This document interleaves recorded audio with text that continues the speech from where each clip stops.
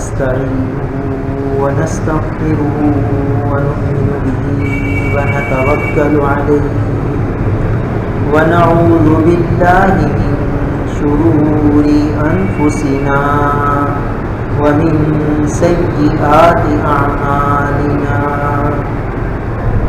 من يهده الله فلا مضل له ومن يضلله فلا هادي له ونشهد أن لا إله إلا الله وحده لا شريك له ونشهد أن سيدنا وسندنا ونبينا وحبيبنا وحبيب ربنا وطبيبنا ومولانا محمدا عبده ورسوله أما بعد عن أبي هريرة رضي الله تعالى أن رسول الله صلى الله عليه وسلم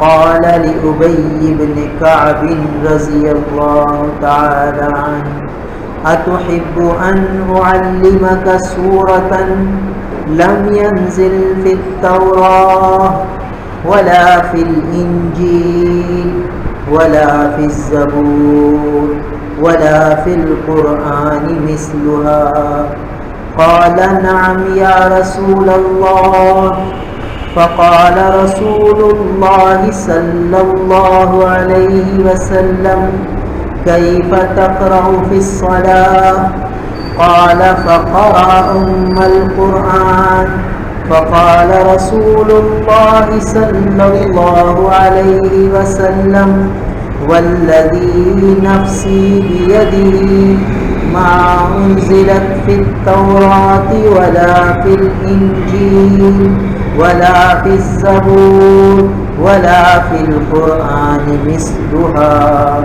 وإنها 7 من المثاني والقرآن العظيم الذي أعطيته رواه الترمذي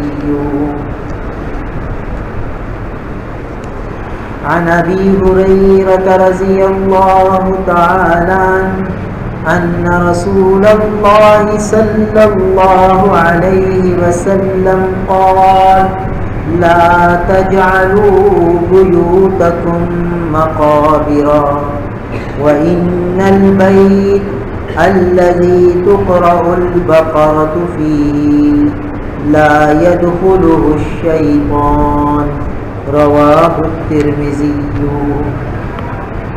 عن أبي سعيد رضي الله تعالى عنه أن النبي صلى الله عليه وسلم قال من قرأ سورة الكهف في يوم الجمعة أضاء له النور ما بين الجمعتين رواه البهقي في الدعوات الكبير عن معقل بن يسار المزني رضي الله تعالى عنه أن النبي صلى الله عليه وسلم قال من قرأ ياسين ابتغاء وجه الله تعالى غفر له ما تقدم من ذنبه فاقرؤوها عند موتاكم رواه البهقي في شعب الإيمان عن عطاء بن أبي رباح رضي الله تعالى عنه قال بلغني أن رسول الله صلى الله عليه وسلم قال من قرأ ياسين في صدر النهار قضيت حوائجه رواه الدارمي عن ابن مسعود رضي الله تعالى عنه قال قال رسول الله صلى الله عليه وسلم من قرأ سورة الواقعة في كل ليلة لم تصبه فاقة أبدا. وكان ابن مسعود رضي الله تعالى عنه يأمر بناته يقرأان بها في كل ليلة.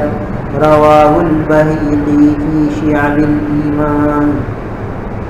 عن أبي هريرة رضي الله تعالى عنه قال قال رسول الله صلى الله عليه وسلم إن سورة في القرآن 30 آية شفعت لرجل حتى غفر له وهي تبارك الذي بيده الملك. رواه أحمد والترمذي وأبو داود والنسائي وابن ماجه. عن جابر رضي الله تعالى عنه أن النبي صلى الله عليه وسلم كان لا ينام حتى يقرأ ألف لام ميم تنزيل وتبارك الذي بيده الملك. رواه أحمد والترمذي والدارمي أو كما قال عليه الصلاة والسلام. میرے محترم بزرگ اور عزیز بھائی، ہمارے آقا نبی کریم صلی اللہ تعالی علیہ وسلم امت پر بڑے مہربان و شفیق، اور ہمارے آقا کی شفقت ہر امتی کے لیے، قیامت تک آنے والے ہر امتی کے لیے حضور کی شفقت موجود ہے، حضور کی عنایات موجود ہیں۔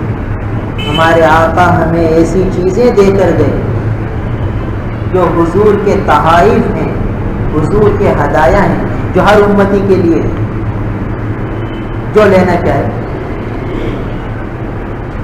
اب کتنی نالائقی ہوگی اور کتنی جو ہے وہ لاپرواہی ہوگی کہ ہمارے آقا تو ہم پر شفقت فرمائیں، ہمارے آقا تو ہمیں ہدایت عطا فرمائیں اور ہم اعراض کریں، توجہ ہی نہ دیں، دھیان ہی نہ دیں ان باتوں کی طرف، اس کی طرف ہماری توجہ ہی نہ ہو، تو یہ کتنے نقصان اور خسارے کی بات ہے۔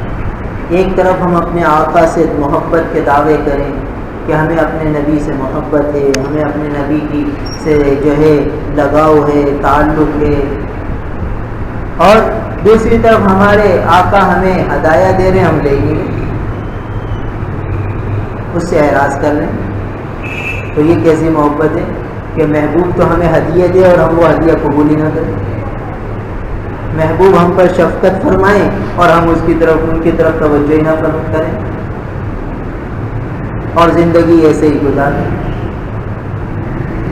تو یہ جو احادیث مبارکہ پڑھی گئی ہیں یہ سب حضور کی عنایت ہے، حضور کے عطایا ہیں جو قیامت تک آنے والے ہر امتی کے لیے جو چاہے لے لے۔ یہ بھی ہمارے آقا کا معجزہ ہے۔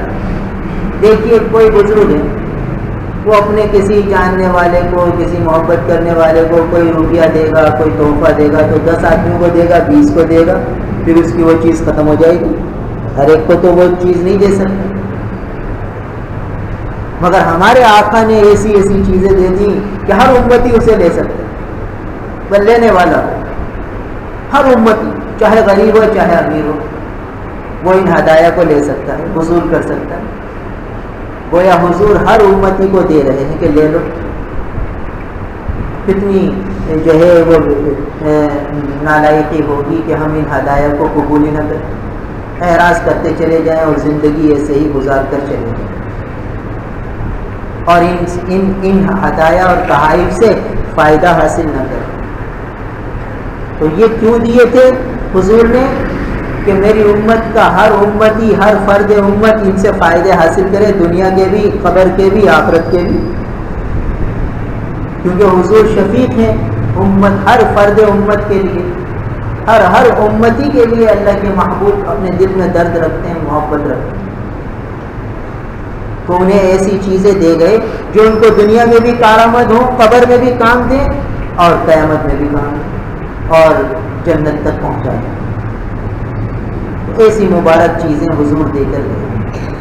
تو پچھلے ہفتے بھی کچھ باتیں عرض ہوئی تھیں تلاوت قرآن پاک سے متعلق،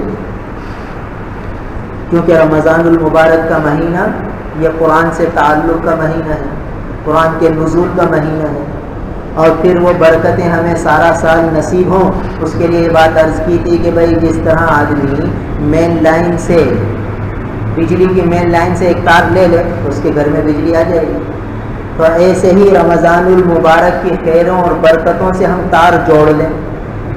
وہ تار یہی ہے کہ قرآن سے تعلق قائم رکھیں، یعنی اگلے رمضان آنے تک روزانہ تلاوت کا اہتمام کریں، گویا ہمارا تار جڑا ہوا ہے۔ تو وہ خیریں برکتیں جو اس وقت نازل ہوئی تھی اس کی انوار برکات روزانہ ہمارے گھر پر آ سکیں۔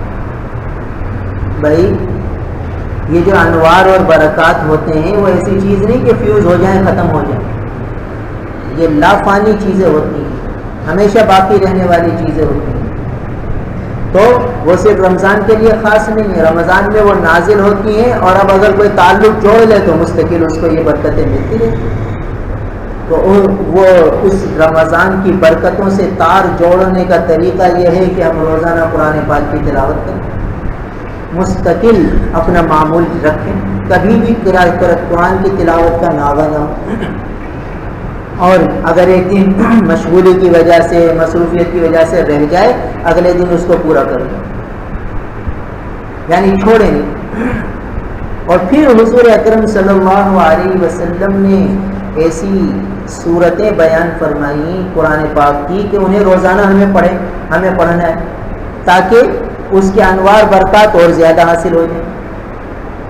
تو اب تلاوت مستقل جاری رہے گی، اور یہ صورتیں روزانہ کی مستقل پڑھنی کہ جس سے دو فائدے حاصل ہوں گے، ایک تو قرآن سے ایک تعلق جڑا رہے گا، اور دوسرا یہ کہ ان آیات اور ان صورتوں کی برکات ہمیں حاصل ہوں گی۔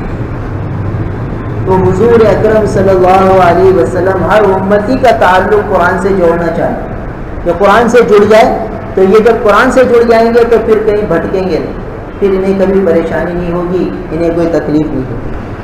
تو ایسے ہدایہ ہمیں ہمارے آقا دے گئے، اور ایک ایک صورتوں کے فضائل صحابہ کو ارشاد فرمائے، تو صحابہ نے اسے محفوظ رکھا، ان پر عمل فرمایا اور ہم تک پہنچایا۔ اب ہماری ذمہ داری ہے کہ ہم ان کو یاد کریں، ان پر عمل کریں، پھر ان کو آگے پہنچائیں، اپنی آنے والی نسلوں کو یہ تحائف دے کر جائیں۔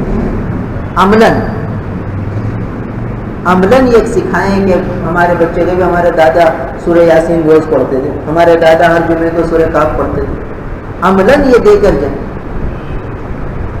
اور ان کو باقاعدہ پڑھوائیں کہ بھائی تم آج جمعے کا دن ہے سورہ کاف پڑھو، آج صبح فجر ہو گئی سورہ یاسین پڑھی یا نہیں پڑھی۔ ہر ایک بچے کو ہم یہ تعلیمات دیں، اسے ان باتوں کا خوگر بنائیں، عادی بنائیں۔ ایک روایت میں آتا ہے حضور فرماتے ہیں جس کا مفہوم ہے کہ میری چاہت ہے، میرا دل چاہتا ہے کہ سورہ یاسین ہر مومن کے دل میں ہو، ہر مومن کے دل میں سورہ یاسین، یہ نبی کی چاہت ہے، یہ ہمارے آقا کی خواہش ہے۔ بھائی ہم دیکھیں کہ ہم نے اپنے آقا کی خواہش پوری کی ہے یا نہیں، یعنی ہم اپنی خواہشیں تو روز پوری کرنے کی کوشش کرتے ہیں۔ ہماری خواہش یہ ہوتی ہے کہ آج مزیدار ناشتہ کریں تو کر لیتے ہیں، ہماری خواہش ہوتی ہے آج حلوہ پوری کھا لیں تو اس خواہش کو ہم پورا کر لیتے ہیں، ہماری خواہش ہوتی ہے کہ بھئی فلاں کمپنی کے کپڑے لے لیں، فلاں کمپنی کے جوتے لے لیں، فلاں کمپنی کے مشروب لے لیں، اس خواہش کو ہم پورا کر لیتے ہیں۔ ہماری خواہش یہ ہوتی ہے کہ ہمارے گھر میں فلاں دوست آ جائے، فلاں رشتہ دار آ جائے، اس کو ہم دعوت دے کے بلا لیتے ہیں۔ ہماری خواہش یہ ہوتی ہے کہ ہمارا رشتہ فلاں جگہ ہو جائے تو ہم وہاں رشتے کی کوشش کرتے ہیں، رشتہ ہو جاتا ہے، خوش ہو جاتے ہیں کہ بھئی ہماری اللہ نے خواہش پوری کر دی۔ تو اپنی خواہشات پوری کرنے کے لیے ہم پوری تگ و دو کرتے ہیں، حضور سے محبت اور تعلق کا اظہار کرنے کے لیے بھی ہم اپنی خواہش کو پورا کرتے ہیں کہ بھئی ہمیں حضور سے محبت ہے، عقیدت ہے، اس لیے ہم حضور کا جشن ولادت منائیں گے، ہمیں حضور سے محبت ہے اس لیے ہماری خواہش یہ ہے کہ ہم حضور کا جشن ولادت منائیں، اور ہماری خواہش یہ ہے کہ ہم جھنڈے لگائیں، ہم جھنڈیاں لگائیں، ہم چراغاں کریں، یہ سب ہم اپنی خواہش پوری کرتے ہیں۔ تو ہم اپنی ہر خواہش پوری کرنے کی پوری فکر کرتے ہیں اور حد الامکان اس کو پورا کر کے چھوڑتے ہیں. جب تک وہ خواہش پوری نہیں ہوتی ہمارا دل بے چین ہے, اور وہ خواہش پوری ہو جاتی ہے ہم اللہ کا شکر ادا کرتے ہیں کہ اللہ آپ کا شکر ہے اور کہ آپ نے ہماری یہ خواہش پوری کر دی. اور جب تک وہ خواہش پوری نہیں ہوتی ہم دعائیں کرتے ہیں, یا اللہ ہماری یہ خواہش ہے ہم مکہ مدینہ جائیں, ہماری یہ خواہش پوری کر دیں. یا اللہ ہماری خواہش ہے فلاں جگہ فلاں کاروبار میں ہمیں ترقی ہو جائے. تو ہم اپنی خواہشات پوری کرنے کے لیے اللہ سے دعائیں کرتے ہیں.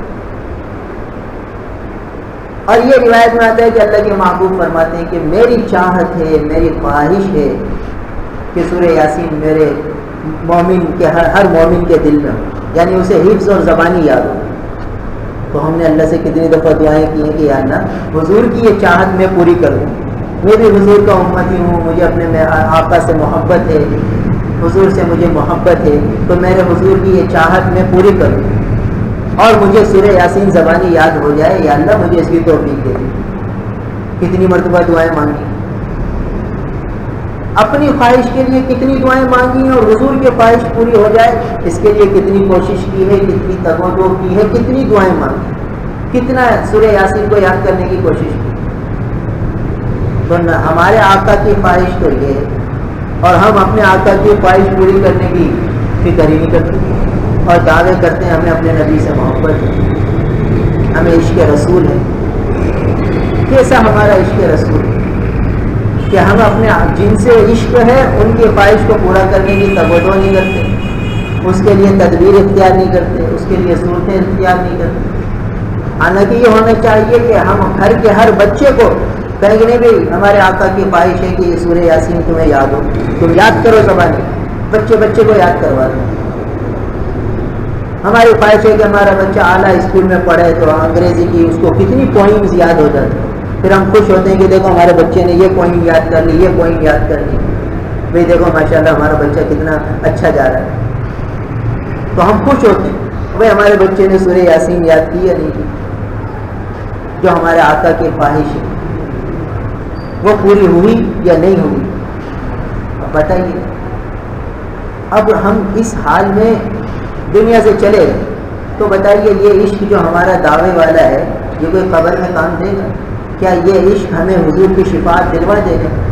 اب ہم سورہ یاسین یاد کیے بغیر, اس کی تگ و دو کیے بغیر, اس کے لیے دعائیں کیے بغیر دنیا سے چلے گئے اور کل حضور سے ہم عرض کریں یا رسول اللہ ہماری شفاعت فرمائیں, اور حضور یہ عرض فرمائیں کہ ہماری خواہش ہماری تمنا تو آپ نے پوری نہیں کی, ہماری خواہش تھی کہ آپ کے سینے میں سورہ یاسین وہ ہمیں نظر نہیں آ رہی, تو آپ نے ہماری خواہش تو پوری نہیں کی, ہم کیسے شفاعت کریں؟ تو بتائیے ہم کیا جواب دیں گے؟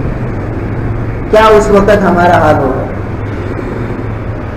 اس لیے سوچنا ہے, توجہ دینا ہے, دھیان دینا ہے. دیکھیے کتنی تیزی سے زندگی گزرتی چلی جا رہی ہے. ابھی رمضان کا شور تھا اور رمضان گزرے ہوئے آدھا مہینہ ہو گیا. آج 15ویں شب شوال ہے, شوال کی 15ویں شب, آدھا مہینہ شوال کا گزر گیا. اتنی جلدی زندگی کے لمحات بیت رہے اور ہم تیزی سے اپنی قبر کی طرف جا رہے. تو اس قبر کی کتنی تیاری ہوئی, اس قبر کے لیے بھی ہمارے آقا نے تعلیم فرمائی ہے یہ سورہ تبارک الذی کہ وہ پڑھتے رہے نا تاکہ قبر کی تکلیفوں سے نجات ہو جائے. کیسی شفقت ہے ہمارے آقا, کیسی عنایات ہیں ہمارے نبی کے ہم پر, کیسی توجہ ہے ہر امتی پر. ہر امتی کو قبر میں جانا ہے تو ہر امتی کو تعلیم فرما دیا کہ سورہ تبارک الذی پابندی سے پڑھ لینا تو تمہیں عذاب قبر سے نجات مل جائے گی. منجیہ ہے, نجات دینے والی ہے, پڑھ لینا اسے, کبھی نہ چھوڑنا. تو بتائیے ہم اپنے آقا کی ان عنایات کو کتنا حاصل کر رہے ہیں, اور اپنی یہ ہمارے ہی فائدے کے لیے حضور نے دی ہے. اور یہ بھی ہمارے آقا کی عنایات ہے کہ صرف صحابہ کو نہیں دی کہ بھائی خالی بس تمہارے لیے ہے, بعد میں آنے والوں کے لیے نہیں, بلکہ حضور کی یہ عنایات قیامت تک کے آنے والے ہر امتی کے لیے کہ دیکھو ان سے فائدہ حاصل کرو. یہ قیمتی چیزیں ہیں جو ہمیں اللہ کے محبوب دے گئے ہیں, ہمیں فائدہ اٹھانا ہے, ہمیں اس سے نفع لینا ہے, ہمیں اس کو سینوں میں سجا کر دنیا سے جانا ہے. جب قبر میں جائیں گے تو یہ چیزیں منور ہو جائیں گی, روشن ہو جائیں گی. پھر قبر کی زندگی، پھر آگے میدان محشر کی زندگی، پھر جنت کا مقام کا ملنا، یہ سب آسان ہو جائے. تو ہمیں قرآن سے تعلق جوڑنا ہے. حضور صلی اللہ تعالیٰ علیہ وسلم نے جو فضائل بیان فرمائے ہیں ہر صورت کے، مستقل صورتوں کے فضائل، وہ اسی لیے ہیں کہ ہر مومن کا تعلق قرآن سے جڑا ہے. تو مستقل تلاوت کے فضائل الگ ہیں اور ان صورتوں کے فضائل الگ ہیں. تو مستقل روزانہ تلاوت کرنی ہے اور ان صورتوں کی بھی پابندی کرنی ہے جن کے فضائل سامنے آ رہے ہیں. تو یہ ہم سب کے لیے حضور کے تحائف اور ہدایہ ہیں، ان سب کو ہمیں حاصل کرنا چاہیے. تو یہ جو پہلی روایت پڑھی یہ ترمذی شریف کی حدیث ہے، حضرت ابو ہریرہ رضی اللہ تعالیٰ عنہ سے. وہ فرماتے ہیں کہ اللہ کے رسول صلی اللہ علیہ وسلم نے حضرت ابی بن کعب سے فرمایا. حضرت ابی بن کعب رضی اللہ تعالیٰ عنہ یہ بہت بڑے عالم تھے اور بہت بڑے قاری تھے. حضرت عمر فرماتے ہیں اقراہم ابی، کہ ہم میں سب سے اچھا قرآن پڑھنے والے حضرت ابی. تو حضور نے حضرت ابی بن کعب رضی اللہ تعالیٰ عنہ سے فرمایا اتحب ان اعلمک سورۃ، کیا تم یہ بات پسند کرتے ہو کہ میں تمہیں ایک ایسی سورت سکھا دوں لم ینزل فی التوراۃ، جو سورت اس جیسی سورت نہ تورات میں نازل ہوئی اور نہ انجیل میں نازل ہوئی، نہ زبور میں نازل ہوئی، نہ قرآن میں نازل ہوئی اس جیسی کوئی دوسری سورت. چاروں آسمانی کتابوں میں اس جیسی کوئی صورت ہے ہی نہیں. تو کیا تمہیں یہ بات پسند ہے کہ میں تمہیں وہ صورت سکھا دوں؟ دیکھیے کیسا شوق دلا رہے ہیں، کیونکہ بڑے عالم تھے، ساری کتابوں کو جانتے تھے. تو ان کو انہی کے ذوق کے مطابق پوچھا کہ تمہیں یہ بات پسند ہے کہ میں ایسی چیز تمہیں دے دوں، ایسی صورت بتا دوں جو نہ تورات میں ہے، نہ انجیل میں ہے، نہ زبور میں ہے، نہ قرآن میں اس جیسی کوئی دوسری صورت ہے. جب یہ بات سنی تو بتائیے کیسا شوق ان کو اٹھا ہوگا. جو اہل علم ہوتا ہے اس کو جب کوئی علمی بات ملتی ہے تو بس وہ تو جو ہے جھوم جاتا ہے. تو فوراً فرمایا کہ نعم یا رسول اللہ، جی ہاں اے اللہ کے رسول، مجھے ضرور بتلائیے، میں وہ صورت جاننا چاہتا ہوں. تو اس جیسی صورت کسی جگہ اللہ نے نازل ہی نہیں فرمائی. تو فرمایا، حضور نے فرمایا کہ کیف تقرؤ فی الصلاۃ، آپ نماز میں کیا پڑھتے ہیں ذرا بتائیے، آپ نماز میں کیا پڑھتے ہیں؟ تو حضرت ابی بن کعب رضی اللہ تعالیٰ عنہ نے سورہ فاتحہ پڑھ کر حضور کو سنائی کہ اللہ کے رسول نماز میں ہم یہ سورت پڑھتے ہیں، سورہ فاتحہ پڑھ کے سنائیں. تو اس پر اللہ کے محبوب نے فرمایا والذی نفسی بیدہ، اس ذات کی قسم جس کے قبضہ قدرت میں میری جان ہے، اس جیسی صورت نہ آسمان میں نہ تورات میں نازل کی گئی، نہ انجیل میں نازل کی گئی، نہ زبور میں نازل کی گئی، اور نہ قرآن میں نازل کی گئی. اس جیسی سورہ یعنی سورہ فاتحہ جیسی. دیکھیے کیسی چھوٹی سی صورت ہے اور کتنی بڑی فضیلت کی حامل ہے. اور حضور کتنی تاکید سے فرما رہے ہیں اور فرمایا وَإِنَّهَا سَبْعٌ مِّنَ الْمَثَانِي، کہ یہ 7 آیتیں ہیں جو بار بار پڑھی جانے والی. 7 آیتیں ہیں بار بار پڑھی جانے والی. جیسے نماز میں بار بار پڑھا جاتا ہے، ہر رکعت میں پڑھا جاتا ہے. تو اور یہ 2 مرتبہ نازل ہوئی، ایک مرتبہ مکہ مکرمہ میں، ایک مرتبہ مدینہ منورہ میں، 2 مرتبہ یہ نازل ہوئی. اور یہ مثانی یعنی خاص اس امت کو ملی ہے اور کسی امتوں کو یہ صورت ملی ہے، سورہ فاتحہ. اور اس میں اللہ تعالیٰ کی حمد و ثنا ہے، اللہ تعالیٰ کی کبریائی کا بیان ہے، اللہ تعالیٰ کی عظمت کا بیان ہے. اس لیے اس کو مثانی کہتے ہیں. پھر فرمایا کہ والقرآن العظیم، اور قرآن عظیم جو مجھے دیا گیا ہے، یعنی یہ سورت قرآن عظیم کا ایک حصہ ہے اور بڑی فضیلت والی ہے. اب بتائیے حضور اتنی تاکید کے ساتھ اس سورت کو بیان فرمایا، اب اس پہ کتنا اہتمام کرنا چاہیے. اور ایک حدیث مسلسل ہے، حدیث مسلسلات اسے کہتے ہیں جس میں جو اللہ کے محبوب نے عمل فرمایا وہی عمل صحابی نے اپنے شاگرد کو کر کے دکھایا، انہوں نے اپنے شاگرد کو کر کے دکھایا، اور وہ آج ہم تک اسی طرح پہنچے۔ ایک حدیث آتی ہے حدیث مسلسل بالمصافہ، کہ اللہ کے رسول صلی اللہ علیہ وسلم نے جب وہ حدیث بیان فرمائی تو صحابی سے مصافہ فرمایا، اور ان صحابی نے جب اپنے شاگرد کو وہ حدیث بیان فرمائی تو ان سے مصافہ فرمایا، انہوں نے اپنے شاگرد سے مصافہ فرمایا، اور وہ حدیث ہم تک پہنچی۔ ہمیں حضرت مفتی عاشق الہی صاحب رحمۃ اللہ علیہ نے مصافہ فرمایا اور پھر اس کی اجازت دی۔ ابھی چند سال پہلے مدینہ پاک جانا ہوا تو ہمارے استاد محترم حضرت مولانا عبد القادر صاحب مدد اللہ علیہ، انہوں نے مسجد نبوی میں پہلی صف میں بیٹھ کر ہمیں حدیث مسلسل بالمصافہ کی اجازت دی۔ تو یہ مسلسلات حدیث کی چلتی ہے۔ ایک حدیث مسلسل بالاسودین ہے، یعنی جب وہ حدیث بیان کی تو کھجوریں اور زمزم کا پانی، وہ اللہ کے رسول صلی اللہ علیہ وسلم نے صحابی کو کھلایا، زمزم کھلایا اور کھجور کھلایا، پھر انہوں نے اپنے شاگرد کو اسی طرح، انہوں نے اپنے شاگرد کو اسی طرح، پھر ہمیں حضرت مفتی تقی عثمانی صاحب نے یہ حدیث مسلسل بالاسودین کی اجازت عطا فرمائی، اور اسی طرح مدینہ منورہ میں حضرت مولانا عبد القادر صاحب مدد اللہ العالی نے حدیث مسلسل بالاسودین کی اجازت دی۔ اسی طریقے سے ایک حدیث مسلسل ہے باللہ العظیم، کہ ہر راوی نے یہ جملہ کہا باللہ العظیم باللہ العظیم باللہ العظیم، یعنی اللہ عظمت والے کی قسم، اللہ عظیم کی قسم، یہ کہہ کر آگے حدیث بیان، یعنی یہ روایت جا کے حضرت ابوبکر رضی اللہ تعالیٰ عنہ تک جاتی ہے۔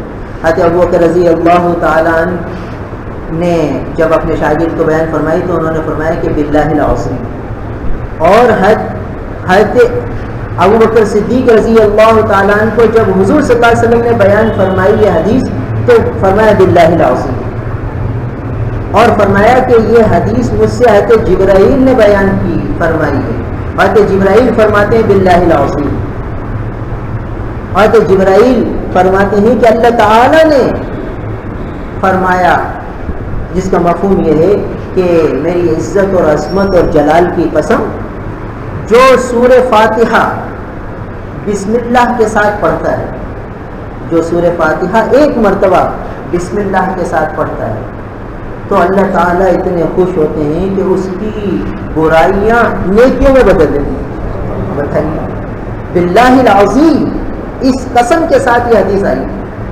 سارے راوی باللہ العظیم باللہ العظیم باللہ العظیم کہتے ہوئے یہ حدیث بیان فرمائے، اور اللہ تعالیٰ اس کو جہنم سے نجات عطا فرمائے، اس کے لیے جنت کا داخلہ عنایت فرمائے۔ بتائیے، سارے گناہوں کو نیکیوں میں بدل دے، اور اس کی نیکیاں قبول ہو جاتی ہیں، برائیاں مٹ جاتی ہیں، یہ سارے فضائل اس حدیث میں آ رہے ہیں باللہ العظیم کے ساتھ۔ اب بتائیے، اتنی بڑی صورت اللہ تعالیٰ نے ہمیں دی، اللہ کے محبوب نے یہ ہدیہ ہمیں دے دی۔ اسی لیے بعض مشائخ کا یہ معمول ہے کہ فجر کی سنتوں اور فرض کے درمیان، فجر کی سنت اور فرض کے درمیان 41 مرتبہ روزانہ سورہ فاتحہ اس کی تلاوت کرو، اور فرماتے ہیں کہ اگر بسم اللہ الرحمن الرحیم الحمدللہ رب العالمین پڑھ لو تو زیادہ بہتر ہے۔ تو جو اس طرح 41 یعنی سورہ فاتحہ 41 دفعہ 40 دن تک پڑھے فجر کی سنتوں اور فرض کے درمیان، تو جو اس کے مسئلے ہوں گے، جو اس کی مشکل ہوگی، جو اس کی تکلیف ہوگی، جو اس کی بیماری ہوگی، جو اس کی پریشانی ہوگی، اللہ تعالیٰ اپنے فضل سے پوری کروا۔ یہ وہ عمل ہے جو مشائخ کے تجربوں میں شامل ہے، ان کا مشاہدہ ہے کہ جس نے یہ عمل کیا اللہ نے اس کے لیے آسانی کی۔ اب بتائیے کتنی اچھی، یعنی کتنی مبارک چیز اللہ نے ہمیں دی، ہمارے ہاتھ میں ہے یہ، نہ کسی عامل کے پاس جانا ہے، نہ کسی کے چکروں میں پڑنا ہے، آدمی اس وظیفے پر عمل کر کے اللہ سے دعائیں مانگے۔ پھر اس کو سورہ شفا قرار دیا، یعنی یہ سورہ شفا ہے، سورہ فاتحہ سورہ شفا ہے، 7 دفعہ پڑھ کے مریضوں پہ دم کر دیا۔ بعض مشائخ کا معمول یہ رہا کہ 7 دفعہ پڑھا دم کر دیا، اور خود بیمار بھی 7 دفعہ پڑھ کے پانی پہ دم کر کے صبح شام پی لے، اللہ تعالیٰ شفا دے دے۔ اب بتائیے، شفا کا نسخہ ہمارے پاس موجود ہے، تو اس کا اہتمام کرنا چاہیے۔ یہ ہمارے لیے تعلیم کی گئی ہے، ہمیں اس کا اہتمام کرنا چاہیے۔ تو یہ سورہ فاتحہ کی فضیلت آئی۔ اس کے بعد پھر سورہ بقرہ کی فضیلت آ رہی ہے۔ حضرت ابو ہریرہ رضی اللہ تعالیٰ عنہ سے روایتیں فرماتے ہیں کہ رسول اللہ صلی اللہ علیہ وسلم نے فرمایا کہ لا تجعلوا بیوتکم مقابر، کہ اپنے گھروں کو قبرستان نہ بناؤ۔ کیا مطلب؟ کہ قبرستان میں ویرانی ہوتی ہے، اجڑا ہوا ہوتا ہے، وہاں کچھ بھی نہیں ہوتا، کیونکہ وہاں کوئی تلاوت تو کرتے ہی نہیں، کوئی مردہ تلاوت نہیں کرتا، کوئی قبر میں کرتے ہوں تو کوئی اللہ کے نیک بندے، اس کا کسی کو علم نہیں۔ ظاہراً وہاں ویرانی ہی ویرانی ہے۔ معلوم ہوا کہ قرآن کی تلاوت سے آبادی ہے، تو فرمائے کہ اپنے گھروں کو مقبرے نہ بناؤ، قبریں نہ بناؤ، قبرستان نہ بناؤ۔ اچھا، تو یہ گھر کیسے قبرستان بنتے ہیں؟ فرمایا کہ اگر تلاوت نہ ہو تو قبرستان بنتے ہیں، یعنی ویران ہے، اجاڑ ہے، وہاں کوئی رحمتیں نہیں برستی، اس گھر میں کوئی رحمتیں نہیں برستی، کہ وہ مقبرے بنے، وہ گھر نہیں ہے، وہ تو قبرستان ہے۔ اور فرمایا کہ ان البیت الذی تقرأ البقرۃ فیہ، وہ گھر جس میں سورہ بقرہ پڑھی جاتی ہے، لا یدخلہ الشیطان، اس میں شیطان داخل نہیں۔ یہ ترمذی شریف کی روایت۔ کیا مطلب؟ بھائی شیطان جنات کی شکل میں آتا ہے، تو جنات کے جو اثرات ہوتے ہیں، تو جس گھر میں سورہ بقرہ پڑھی جائے گی اب وہاں جنات کے اثرات ختم ہو جائیں گے۔ اور جادو، یہ بھی شیطان ہی کے ذریعے ہوتا ہے، جادو بھی شیاطین کے ذریعے کیا جاتا ہے۔ تو جب سورہ بقرہ پڑھ لی اب اس گھر میں شیطان نہیں آئے گا، یعنی جادو کے اثرات بھی نہیں۔ تو اسی لیے مشائخ کا معمول رہا ہے کہ جہاں جس کو یہ شبہ ہوتا ہے کہ شاید میرے گھر میں اثرات ہیں یا شاید میرے اوپر جادو ہے، تو اسے 7 دن روزانہ ایک دفعہ سورہ بقرہ پڑھ کے پانی میں دم کر کے پی لے، گھر میں چھڑک لے۔ تو اب حضور فرما رہے ہیں کہ اب اس گھر میں شیطان نہیں آئے۔ تو جب نبی نے فرما دیا، ہمارے آقا نے فرما دیا، تو کس شیطان کی ضرورت ہے کہ وہاں داخل ہو جائے؟ مگر ہم پڑھیں تو صحیح، اہتمام تو کریں۔ تو اس کا اہتمام کریں۔ یہ سورہ بقرہ ہمارے پاس موجود ہے، اور حضور فرماتے ہیں کہ اب اس کو پڑھ لیا تو وہ گھر قبرستان نہیں ہوگا، وہاں رحمتیں برسیں گی، اللہ تعالیٰ کی طرف سے انوار ہوں گے اور رحمتیں برسیں گی، اور شیاطین، جادو، ٹونے، نظر بد، حسد، حاسدین کا حسد، ان سب سے حفاظت ہو جائے گی۔ تو اسی لیے بعض مشائخ کا یہ بھی معمول رہا ہے کہ جب گھروں میں تقریب ہو، کوئی خوشی کا موقع ہو، مہمانوں کا جمع ہونا ہو، تو اس وقت بعض اوقات نظر لگ جاتی ہے، بعض اوقات حاسدین حسد کر کے پروگرام کو خراب کرنے کی کوشش کرتے ہیں۔ تو ایسے موقع پر اگر آدمی سورہ بقرہ پڑھ لے تو اللہ تعالیٰ اس کی برکت سے حاسدین کے حسد سے بھی بچا لیتے ہیں، نظر بد سے بھی بچا لیتے ہیں، اور وہ تقریب خیر خوبی سے پایا تکمیل تک پہنچ جاتی ہے۔ تو اب یہ دیکھیے، یہ ساری چیزیں ہمارے اپنے پاس موجود ہیں، کہیں جانے کی ضرورت نہیں۔ قرآن پاک ہمارے پاس موجود ہے، سورہ بقرہ ہمارے پاس موجود ہے، سورہ فاتحہ ہمارے پاس موجود ہے، بس ہمیں کام کرنے کی ضرورت ہے، توجہ اور دھیان دینے کی ضرورت ہے۔ بات یہ ہے کہ ہماری طبیعتوں میں اتنی سستی آ گئی، اتنی غفلت اور لاپرواہی آ گئی کہ ہم محنت سے جی چراتے ہیں، کہتے بھائی کوئی اور پڑھ کے دے دے، بس ہم تو چھڑک دیں، سورہ بقرہ کوئی اور پڑھ کے دے دے، بھائی دوا کوئی اور کھا لے، اور پیٹ میں درد جس کے ہو مریض کو وہ نہ کھائے، اور کوئی اور دوا کھا لے، بھائی میں تو دوا نہیں کھا سکتا، مجھ سے یہ کڑوی گولی نگلی نہیں جاتی، تو تم جو ہے دوا پی لو اور مجھے تو پانی میں دم کر کے دے دو، وہ دوا کے اثرات اس میں آ جائیں گے۔ تو بھائی کیسے ہیں؟ اس کا پیٹ کا درد تو جبھی سے ہوگا جب وہ خود گولی کھائے گا۔ تو اچھا بھائی، اب ایک آدمی ہے قرآن پڑھا ہوا ہی نہیں ہے بیچارہ، تو وہ سورہ بقرہ کیسے پڑھے؟ اس کے تو مزے آ گئے، تو وہ تو اس کے پاس عذر موجود ہے کہ بھائی میں 2.5 پارے کی سورت کیسے پڑھوں، مجھ سے تو میں تو قرآن پڑھا ہوا ہی نہیں ہوں۔ اب میرے لیے تو مزے ہیں، مزے یہ ہے کہ میں دوسرے سے پڑھوا لوں گا، دم کرا لوں گا تاکہ میں اس مشقت سے بچ جاؤں۔ اور جو پڑھا ہوا ہے وہ سوچے گا یار میں تو بڑی مشقت میں آ گیا اور بڑی مشقت مجھ پر آ گئی، مجھے پڑھنا پڑے گا، اس سے تو اچھا یہی رہا کہ یہ پڑھا ہوا نہیں ہے، اس کو تو کوئی پڑھ کے دے دے گا۔ اور میں جو ہے وہ اس مشقت میں آ گیا کہ 250 پارے پڑھوں تو میں بھی کسی سے پڑھوا دوں. جب اس کو پڑھنے سے فائدہ ہو جائے گا، اس کو بھی فائدہ ہو جائے گا. تو بھائی جان چرانے کی ضرورت نہیں ہے، جان بچانے کی ضرورت نہیں ہے، فائدہ اس کو ہوگا. بھائی پڑھ نہیں سکتے، دیکھ تو سکتے ہیں سورہ بقرہ کو. قرآن کو دیکھنا بھی ثواب ہے، قرآن کو اٹھانا بھی ثواب ہے، قرآن کو چھونا بھی ثواب ہے. تو بھائی جو آدمی پڑھا ہوا نہیں ہے وہ سورہ بقرہ کو اٹھا کر اس پر انگلی پہ رکھ سکتا ہے اور پوری سورہ بقرہ کو دیکھ تو سکتا ہے کہ یہ سورہ بقرہ کی آیت ہے، یہ آیت ہے، یہ واو ہے، یہ نون ہے، یہ میم ہے، یہ تو سمجھ سکتا ہے. اور تقریباً آدھا پون گھنٹہ اس کو دیکھے. جان بچانے کی ضرورت نہیں ہے. یعنی جس کو جو عاشق صادق ہوتے ہیں نا وہ جان بچاتے نہیں، وہ جان لگاتے ہیں. کہ ہمارے آقا نے فرمایا تو ہمیں یہ عمل کرنا ہے. یہ نہیں کہ اس سے کروا لیا، اس سے کروا لیا، دم کر کے پانی چھڑک لیا. ٹھیک ہے، جائز ہے، اس کی بھی اپنی برکتیں ہیں. یہ نہیں کہ اس کی برکتیں نہیں ہیں. یعنی قرآن پڑھ کر پانی میں دم کر کے اس کو گھر پہ چھڑک لیا تو یہ برکت سے خالی نہیں ہے. اس میں بھی برکتیں ہیں، اس میں بھی انوار ہیں. مگر بھائی جو اپنے ہاتھ سے ہوگا، جو اپنے درد دل سے ہوگا، اس کے انوار برکات اور تاثیر اور ہوگی. بھائی جتنی فکر مجھے ہے کہ بھائی میرے گھر میں شفا ہو جائے، اتنی فکر دوسرے کو تھوڑی ہوتی. اب میں اس درد سے، اس فکر سے، اس کڑن سے سورہ بقرہ کو دیکھوں گا اور آدھا پون گھنٹہ، 1 گھنٹہ اس کو دیکھ کر پوری ایک آیت کو دیکھتا رہوں گا.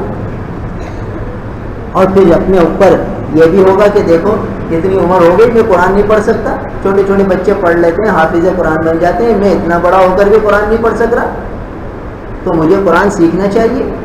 تو یہ سوچ کے وہ قرآن دیکھتا رہے، ایک آیت کو دیکھتا رہے کہ یہ سورہ بقرہ کی آیت ہے، یہ سورہ بقرہ کی آیت ہے، یہ بھی سورہ بقرہ کی آیت ہے، یہ واو نظر آ رہا ہے، یہ میم ہے، یہ نون ہے.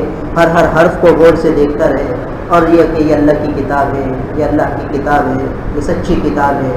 یہ سارے تصور تخیل کے ساتھ آدھا پون گھنٹہ سورہ بقرہ کو دیکھے اور پھر دعا کرے کہ یا اللہ جتنا میرے بس میں تھا وہ تو میں نے کر لیا.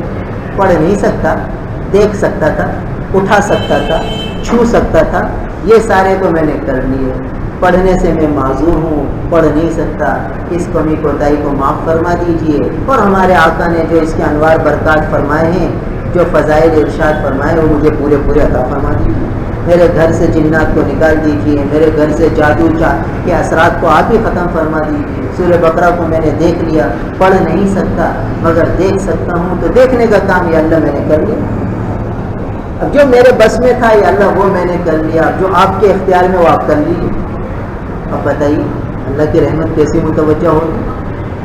بھائی بچہ چھوٹا سا جب چلنے لگتا ہے، گرنے لگتا ہے، تو والدین کیسے اس کو اپنے آغوش میں لے. تو ہم کریں تو صحیح کچھ.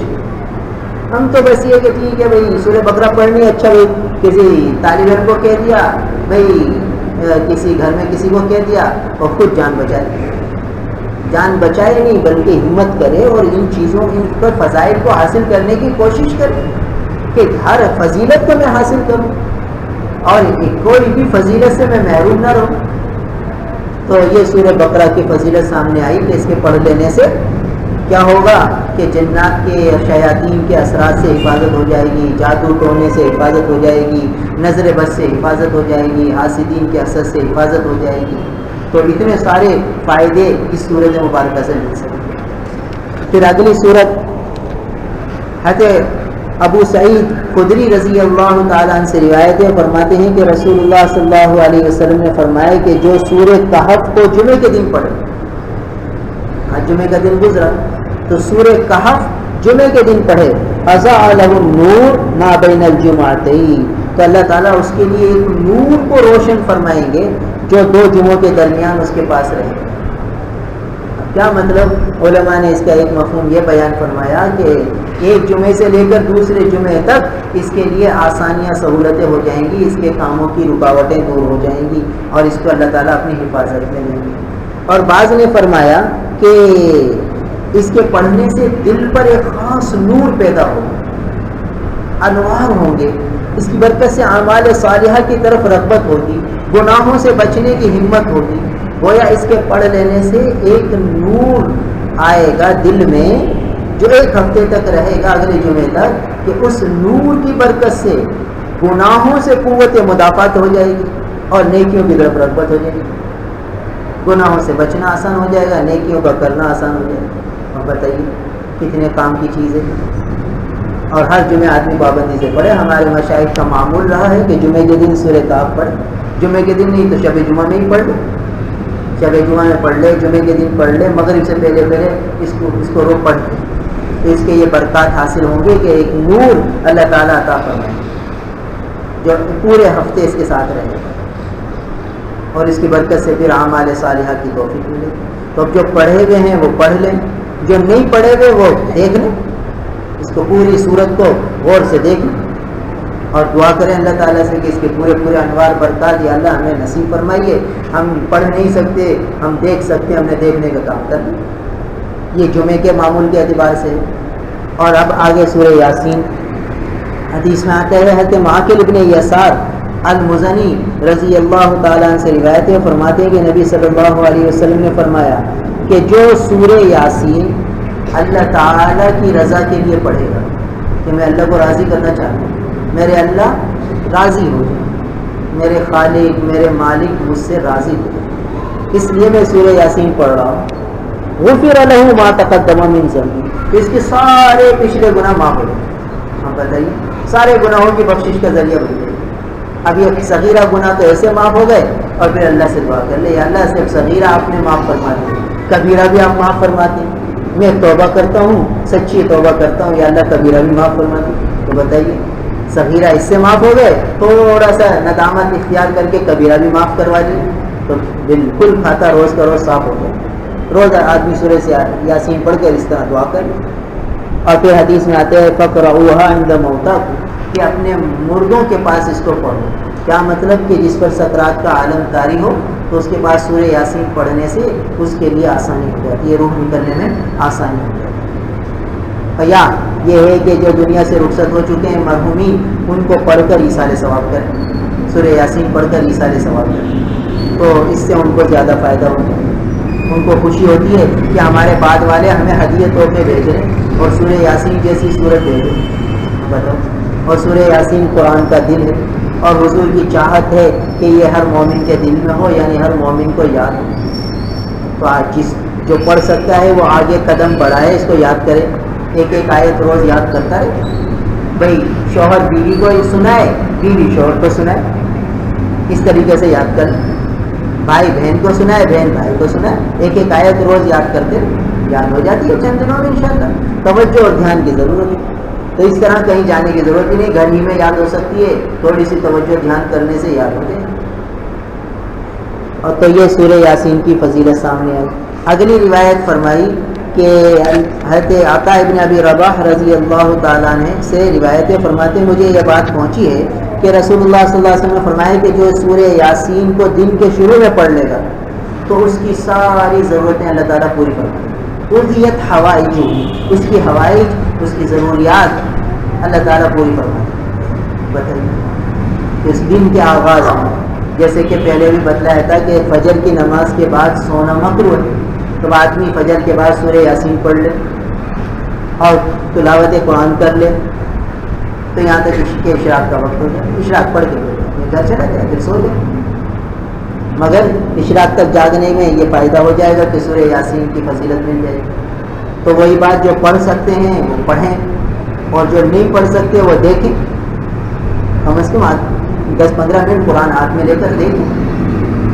یہ نہیں کہ بھائی یعنی شیطان و نفس ہمارا ایسا دشمن ہے کہ ایک تو اس نے ہمیں قرآن پڑھنے نہیں دیا بچپن میں، اور آج اب ہمارا جذبہ ہے، طبیعت میں میدان ہے کہ ہم قرآن پڑھیں، تو یہ دل میں ڈال کے گیا ہم پڑھے ہوئے نہیں، یہ سوچ کے قرآن سے دور کر دیتے ہیں. بھائی پڑھے ہوئے نہیں ہیں تو قرآن اٹھا سکتے ہیں، دیکھ سکتے ہیں. اتنی دیر جتنی دیر میں ایک سپارہ پڑھا جاتا ہے ہم قرآن دیکھتے اور دعائیں مانگتے، تو یہ نفس کو چوٹ پڑے گی اور پھر انشاءاللہ راستہ کھل جائے گا. تھوڑے ہی دنوں میں پڑھنے کی توفیق مل جائے گی اور انشاءاللہ چند مہینوں میں پورا قرآن مکمل ہو جائے گا. ناظرہ قرآن پڑھنا بہت آسان ہے، بس تھوڑی سی توجہ دینے کی ضرورت ہے. پھر اگلی روایت سورہ واقعہ سے متعلق ہے. حضرت عبداللہ ابن مسعود رضی اللہ تعالیٰ عنہ سے روایت ہے. وہ فرماتے ہیں کہ رسول اللہ صلی اللہ علیہ وسلم نے فرمایا کہ جو سورہ واقعہ پڑھے ہر رات میں تو اس کو کبھی بھی فاقہ نہیں پہنچے گا. یعنی ایسا نہیں ہوگا کہ اس کے گھر میں کھانے پینے کا سامان ختم ہو, فاقہ نہیں آئے گا, یعنی اس کے گھر میں وسعت اور فراوانی رہے گی. دیکھیے اب اتنی قیمتی چیز ہمارے پاس موجود ہے کہ جس کی برکت سے رزق کی تنگی دور ہو جائے. آج کتنے لوگ مقروض ہیں, کتنے لوگ رزق کی تنگی میں مبتلا ہیں. اب اگر وہ سورہ واقعہ کا اہتمام کریں, بہت سے لوگ یہ کہتے ہیں بھائی ہم تو پابندی سے پڑھتے ہیں, ہمارا نہ قرضہ صحیح ہو رہا ہے, نہ قرضہ ادا ہو رہا ہے, اور نہ تنگی ختم ہو رہی ہے. تو اب ہم کیا کریں؟ برسوں ہو گئے سورہ واقعہ پڑھتے ہوئے. بھائی حدیث میں جو فائدہ ہے وہ اپنی جگہ حق اور سچ ہے, یقینی ہے, یہ نبی کا فرمان ہے, یہ غلط ہو ہی نہیں سکتا. تو پھر مجھے کیوں اس کا فائدہ حاصل نہیں ہو رہا؟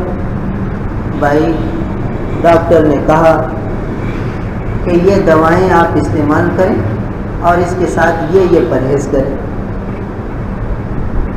بھائی گلے کا انفیکشن ہو گیا, اب گلے کا انفیکشن ہو گیا تو ڈاکٹر نے یہ کہا کہ بھائی یہ اینٹی بائیوٹک آپ کو 7 دن لینی ہے, مگر یاد رکھنا ٹھنڈے پانی سے, ٹھنڈی بوتلوں سے, ان چیزوں سے آپ کو پرہیز کرنی ہے, کھٹی چیزوں سے بھی پرہیز کرنی ہے, ورنہ پھر یہ انفیکشن صحیح ہوگا. اب آپ 7 دن کے بجائے 15 دن اور 1 مہینے تک اینٹی بائیوٹک استعمال کریں, مگر روز ٹھنڈی بوتلیں بھی پئیں, آئس کریم بھی کھائیں, اور کھٹے چھولے اور یہ ساری چیزیں بھی کھائیں, کھٹائی بھی کھاتے تھے.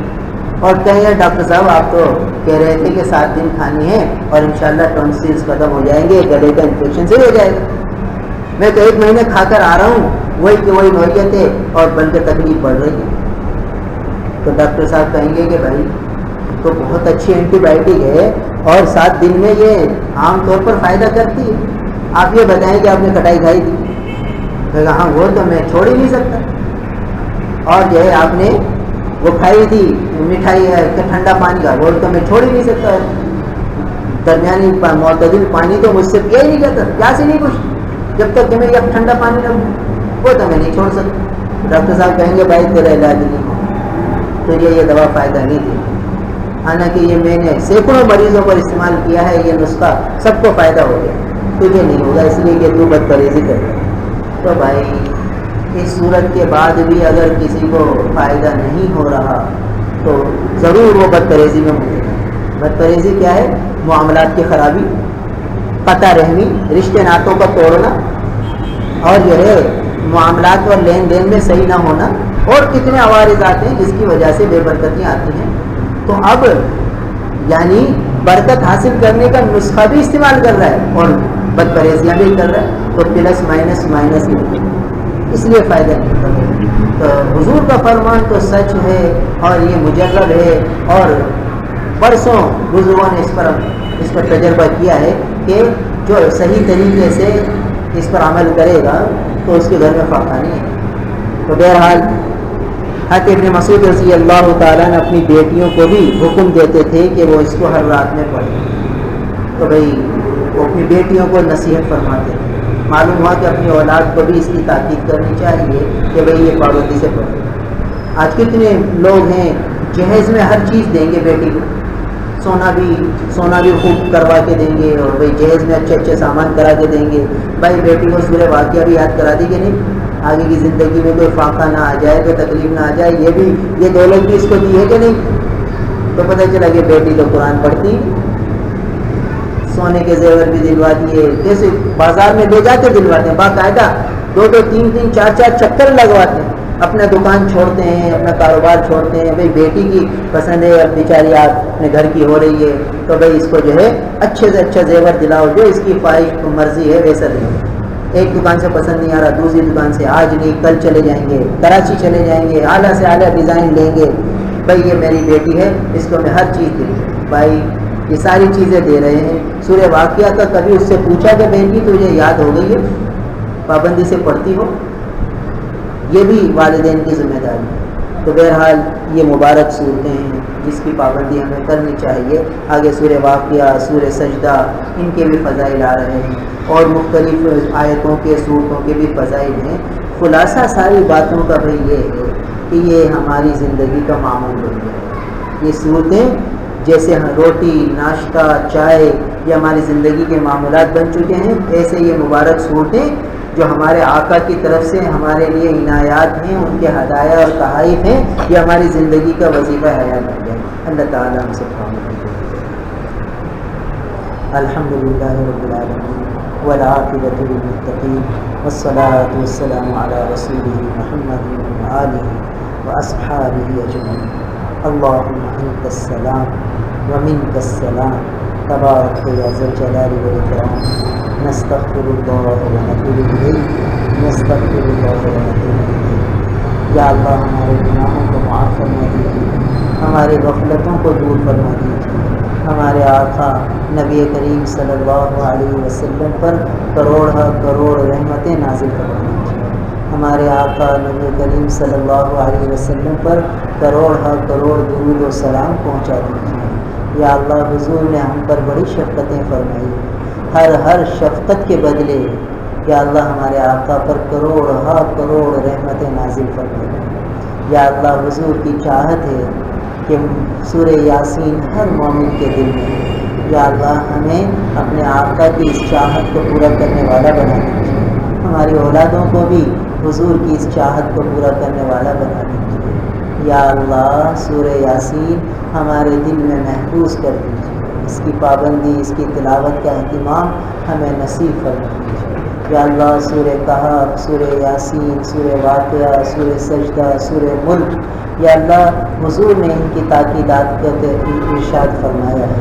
یا اللہ ہمیں یہ صورتیں ہماری زندگی کا وظیفہ حیات بنا دیجیے. یا اللہ ایسی ان کی عادت ڈلوا دیجیے جیسے ہماری چائے پینے کی عادت بن گئی ہے. جب تک ہم چائے نہیں پیتے اس وقت تک ہمیں تسکین نہیں ملتی. یا اللہ ان مبارک صورتوں کی ایسی عادت ڈلوا دیجیے کہ جب تک ان کی تلاوت نہ ہو جائے ہمیں بے سکونی رہے، ہمیں چین نہ آئے. ایسی اس کی عادت ڈلوا دیجیے. یا اللہ اس کا پڑھنا، یاد کرنا ہمارے لیے آسان فرما دیجیے. ہمیں ان صورتوں کی، قرآن پاک کے انوار برکات پورے نصیب فرما دیجیے. یا اللہ ہمیں محروم نہ فرمائیے. یا اللہ ہمیں محروم نہ فرمائیے. یا اللہ اعمال صالحہ کی ہمیں رغبت اور شوق نصیب فرما دیجیے اور گناہوں سے نفرت ہمارے دل میں پیدا فرما دیجیے. ہر گناہ کو ہم ایسا سمجھیں جیسے کہ یہ آگ ہے، جیسے آگ سے اپنے آپ کو بچاتے ہیں، ایسے یا اللہ ہر گناہ سے ہم اپنے آپ کو بچانے والے بن جائیں. ایسی ہماری طبیعت اور کیفیت بنا دیجیے. یا اللہ محروم نہ فرمائیے. یا اللہ روز بروز اپنا قرب نصیب فرمائیے، اپنی رضا نصیب فرمائیے. یا اللہ جیسے جیسے ہم قبر کے قریب ہو رہے ہیں ویسے ویسے ہم آپ کے قرب میں بھی آگے بڑھ رہے ہوں، آپ کی رضا کے حصول میں بھی آگے بڑھ رہے ہیں. یا اللہ جس وقت موت کا وقت آئے اس وقت یا اللہ ہمارے ذمے نہ حقوق اللہ میں سے کوئی حق ہو، نہ حقوق العباد میں سے کوئی حق ہو. پاک صاف کر کے اپنے پاس بلائیے، اس حال میں اپنے پاس بلائیے کہ آپ بھی راضی ہوں، آپ کے حبیب بھی راضی ہوں. یا اللہ اس سعادت سے ہمیں محروم نہ فرمائیے. یا اللہ اس سعادت سے ہمیں محروم نہ فرمائیے. اپنا کرم فرما دیجیے، اپنا فضل فرما دیجیے. یا اللہ روز بروز اپنی محبت میں آگے بڑھائیے، اپنے محبوب کی سنتوں کے اتباع میں آگے بڑھائیے. ہر روز ہم سنتوں کی پابندی کرنے والے ہوں. حضور کی ہر سنت ہماری زندگی کے اندر رچ جائے، بس جائے، ہمارا سراپا حضور کے اتباع میں ڈھل جائے. یا اللہ ایسی ہمیں سعادت نصیب فرما دیجیے.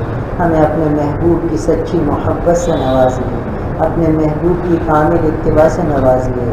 اے اللہ اپنا تعلق اور اپنا دھیان ہمیں نصیب فرما دیجیے. ہماری نمازوں میں خشوع، خضوع، دھیان، توجہ نصیب فرما دیجیے. ہمیں دعائیں مانگنے والا بنا دیجیے. یا اللہ موقع کی دعائیں جو ہمارے آقا نے تعلیم فرمائی ہیں اس کا ہمیں اہتمام نصیب فرما دیجیے. اے اللہ جن موقعوں پر دعائیں قبول ہوتی ہیں ان موقعوں پر خوب توجہ دھیان سے ہمیں آپ سے مانگنے والا بنا دیجیے، ہم پر مضامین القا فرمائیے کہ ہم آپ سے خوب مانگیں۔ یا اللہ ہمیں اپنے در کا بھکاری بنا لیجیے، اپنے در کا منگتا بنا لیجیے، اپنے در کا سوالی بنا لیجیے۔ یا اللہ محروم نہ فرمائیے۔ یا اللہ بہت سے لوگوں نے دعاؤں کے لیے کہا، سب کی دعائیں قبول فرما لیجیے۔ یا اللہ سب کی دعائیں قبول فرما لیجیے، جو حاجتیں ہیں پوری فرما دیجیے، جو پریشانیاں ہیں دور فرما دیجیے، جو بیمار ہیں انہیں شفا دے دیجیے، جو قرضے میں آ چکے ہیں ان کے لیے ادائیگی کے ریب سے سود میں شکلیں پیدا فرما دیجیے، جن کے قرضے پھنسے ہوئے ہیں ان کی وصولی کی ریب سے سود میں شکلیں پیدا فرما دیجیے، سب کے لیے عافیت سلامتی کا معاملہ فرما دیجیے۔ یا اللہ ہمارے ملک میں ہمارے شہروں میں امن قائم فرما دیجیے۔ یا اللہ امن قائم فرما دیجیے، ہمارے حکمرانوں کو نیک اور صالح بنا دیجیے، ان کو نیکیوں میں آگے بڑھائیے۔ یا اللہ اچھے لوگوں کو آگے لے آئیے، نیک اور دیندار لوگوں کو، آخرت کا خوف اور ڈر رکھنے والوں کو اچھے عہدے دے دیجیے، اور ان سے یا اللہ ملک اور قوم کا بگاڑ دور کروا دیجیے، اور ہمارے ملک کو یا اللہ ہر قسم کے فتنوں سے، ہر قسم کی سازشوں سے محفوظ فرما دیجیے، اور اپنی مضبوط حفظ و پناہ میں لے لیجیے۔ مسلمانوں کے جان مال عزت آبرو کو محفوظ فرما دیجیے، سب کی حفاظت فرمائیے۔ یا اللہ سب کی حفاظت فرمائیے، کامل عافیت دیجیے، کامل سلامتی عطا فرمائیے۔ یا اللہ یہ ہونے والی بارشیں ان کو رحمت کا ذریعہ بنائیے، ان کو نفع کا ذریعہ بنائیے۔ یا اللہ موسم کی خیریں بھلائیاں ہمیں نصیب فرما دیجیے، موسم کے شروع خطون بیماریاں ان سے ہم سب کی حفاظت فرمائیے، بڑوں کی چھوٹوں کی مردوں کی عورتوں کی بوڑھوں کی جوانوں کی سب کی حفاظت فرمائیے، اور ہم سب کو پوری خیریں عطا فرمائیے اور ہر شر سے بچا لیجیے۔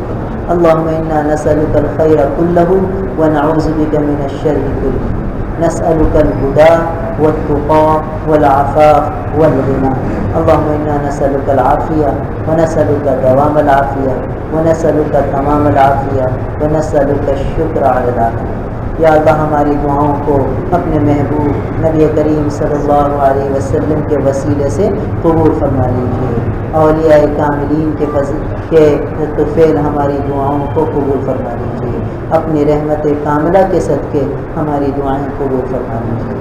ربنا تقبل منا انك انت السميع العليم وتب علينا انك انت التواب الرحيم، وصلى الله تعالى على خير خلقه محمد وآله واصحابه اجمعين، آمين برحمته۔